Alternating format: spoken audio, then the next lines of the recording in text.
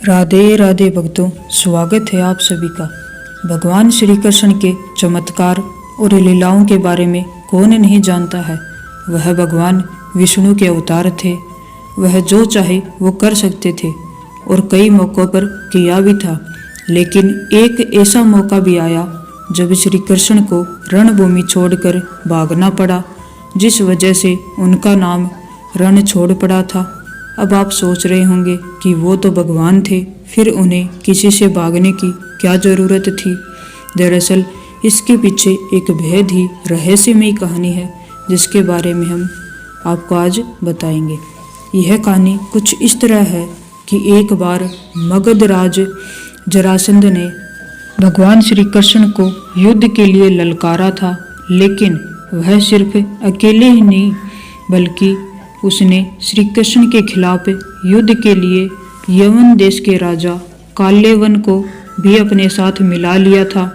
दरअसल काल्यवन को भगवान शंकर से ये वरदान मिला था कि न तो कोई चंद्रवंशी और न ही कोई सूर्यवंशी उसको युद्ध में हरा सकता है। उसे न तो कोई हथियार मार सकता है और न ही कोई अपने बल से हरा सकता है।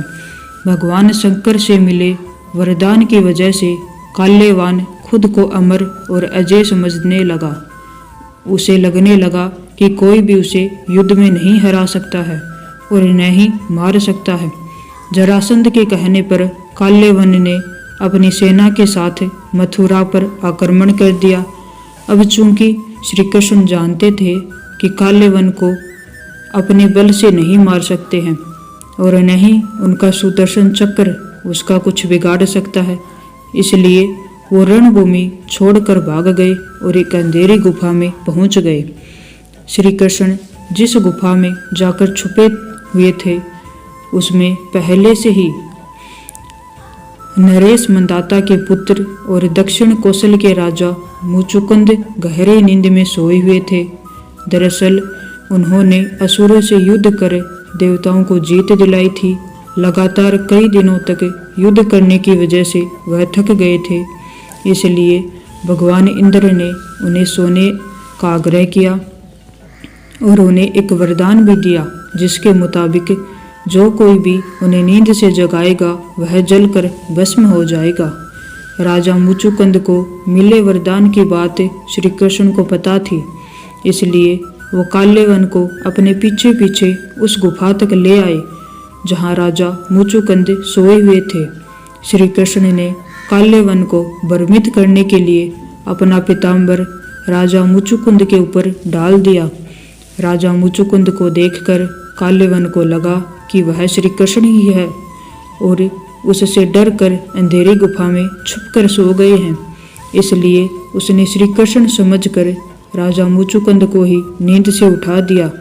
अब राजा मुचुकुंद जैसे ही नींद से उठे, काल्यवन वहीं जलकर भस्म हो गया।